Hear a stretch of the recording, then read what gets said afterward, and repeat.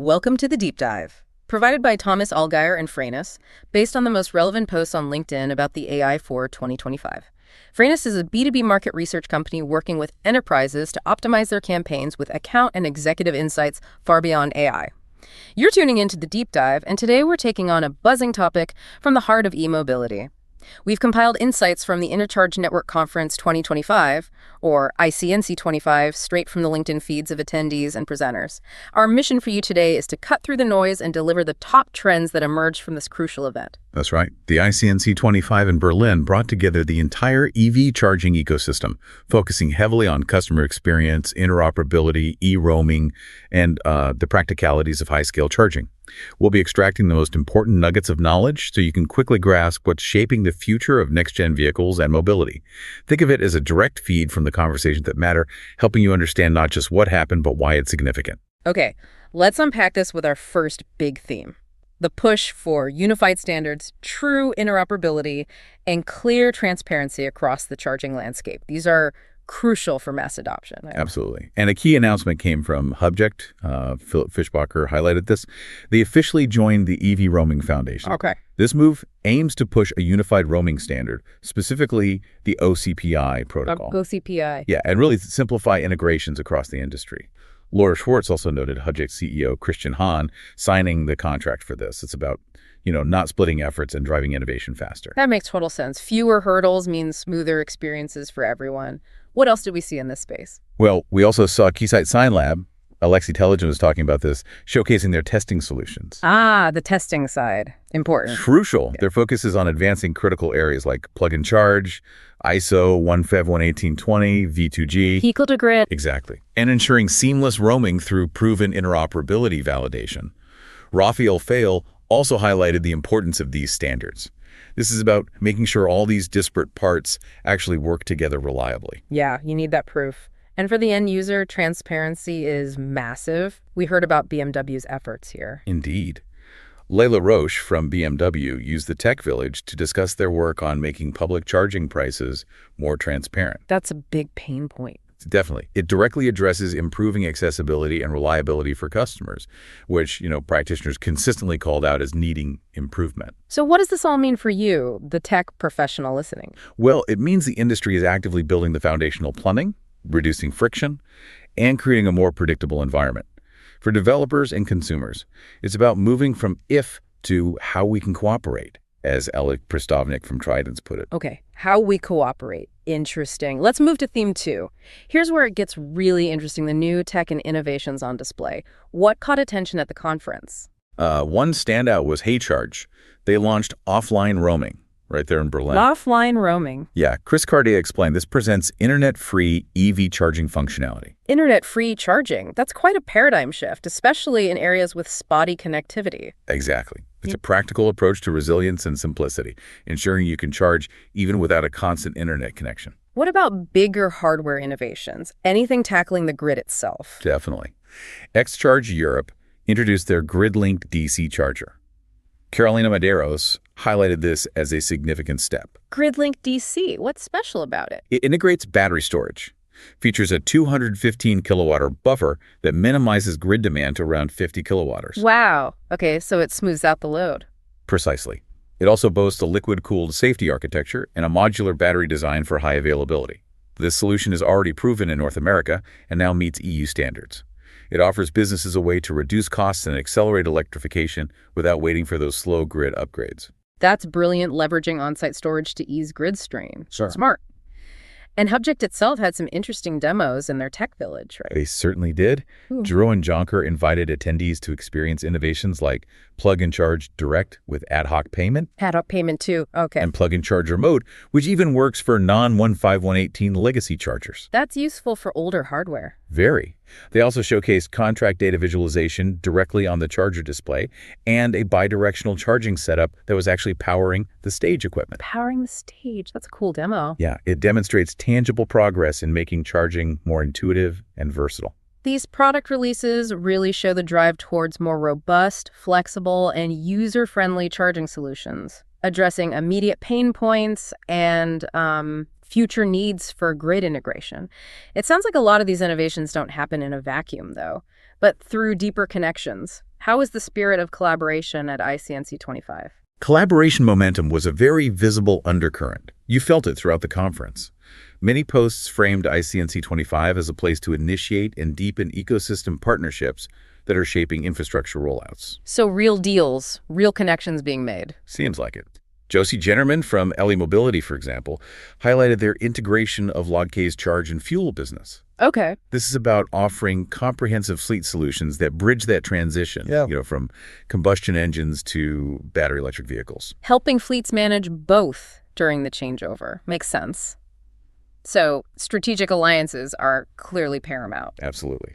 Stefan Dengler of ChargeIQ mentioned meeting Wolf Schlachter, whom he first met at ICNC 5 years ago. Wow, 5 years. Yeah, emphasizing how these conferences foster genuine networking and real partnerships. Yulia Zabudzka similarly spoke about reconnecting with partners and how in-person meetings strengthen collaboration, even when remote work is effective. It really shows you that beyond the tech, the human element of building relationships is critical for accelerating the entire e-mobility transition. Couldn't agree more. Trust is key. Okay, let's shift gears a bit to the heavy-duty side. Theme 4, fleet, truck, and logistics charging. This is a distinct and rapidly evolving area. Right, and this segment saw a lot of focus. Truck charging reservations, for instance. Reservation. Yeah, they were called out as increasingly critical for a seamless carrier experience. It signals growing operational maturity for heavy-duty charging. Moving beyond just finding any charger. Exactly. Max Zillinger-Molinar from Travis Road Services emphasized this. And Dr. Lyudmila Simon, in her keynote, expanded on how smart systems like reservations are driving performance and reliability for heavy truck charging. She called it a systemic transformation.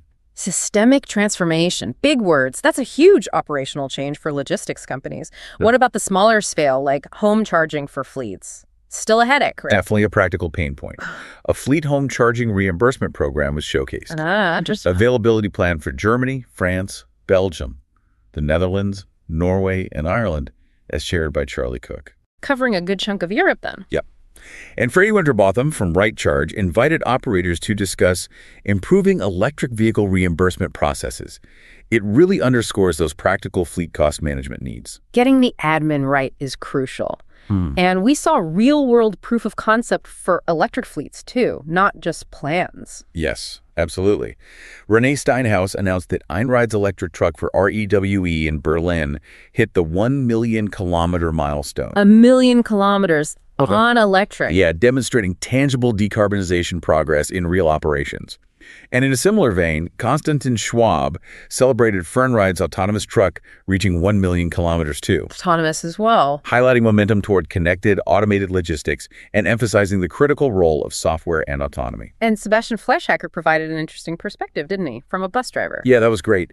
From a bus driver in Berlin, detailing the practical challenges like driver scarcity and resistance sometimes to plugging in. The human factor again. Exactly. But also the successes, like large orders for electric buses. It really highlights the human and operational complexities beyond just the technology itself. Absolutely. Okay, theme 5, software, AI, and operator performance. Underpinning a lot of this is the software and AI driving efficiency. What insights emerged around optimizing networks and operations? Well, posts consistently emphasized charge point operator, or CPO, network optimization, and cost reduction. Getting more out of the network. Right. Fritz G highlighted backend providers adding AI capabilities via APIs, and charger makers boosting hardware performance for true availability and predictive maintenance. Predictive maintenance, nice. Robert Bergquist also discussed monetizing every charging session effectively and scaling operations without headaches. So it's about smart management and making the most of existing and new infrastructure. Smarter, not just bigger. Precisely. And Eduardo Medina Banderas from Charja showcased their WhatsApp-based AI assistant. Charging help via WhatsApp. Yeah.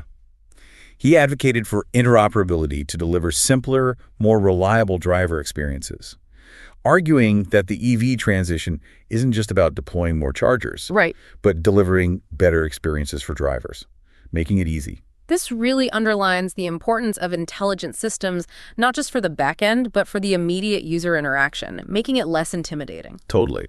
Which brings us nicely to our final theme, customer experience and adoption. Ultimately, all these advancements aim to improve the customer experience and accelerate mass EV adoption. What were the key takeaways on this front? Well, BMW's efforts on transparent public charging, which Layla Roche presented, directly feed into improving user trust and clarity. We touched on that earlier. But, practitioners like Marek Gutmastoi also candidly called out reliability and user experience gaps that still need closing in public networks. Still gaps. Oh, yeah. He even shared a personal disastrous charging attempt. His words. Underscoring that the ecosystem needs lots of work to be accepted by pragmatic drivers. Oof. That personal anecdote really brings it home. It's not just about the tech working, but about it working seamlessly every single time. No hassles. Precisely. Reliability is paramount. And Ampika's remarks, highlighted by Lindsay Warren referencing Orlin Radovavi, stressed the crucial role of specialists in crossing the adoption chasm. Specialists? Yeah, advising companies to begin directing specialists instead of doing everything yourself. Focus matters. Richard Albrecht from SauceCharge also framed mass adoption around seamless availability and cost-competitive charging. Making it easy and affordable. Simple for drivers, profitable for operators, scalable for everyone. That was the gist, echoed by Alesh Pristovnik, too. And we're seeing this play out in real time on the ground, aren't we? More chargers popping up. Indeed. York Kolb observed a rapid expansion of public charging infrastructure, particularly fast chargers at supermarkets and in city hubs. Makes it more convenient. Right, driven partly by regulations like GEIG 2025. This shows tangible progress in making charging more convenient and integrated into daily life, which is critical for mass adoption. So the overarching message from ICNC 25, through Christian Hahn and others, was a strong sense of optimism and energy, despite the challenges. Yeah, definitely. Optimism to drive change, to electrify everything, and to shape the future of e-mobility jointly. It's an exciting time, for sure. But the challenges of user experience and reliability remain central. That came through loud and clear. Okay, a lot to digest there. If you enjoyed this deep dive, new episodes drop every 2 weeks. Also check out our other editions on commercial fleet insights, next-gen vehicle intelligence, future mobility and market evolution, and electrification and battery technology. We appreciate you joining us for this essential update from the Intercharge Network Conference 2025.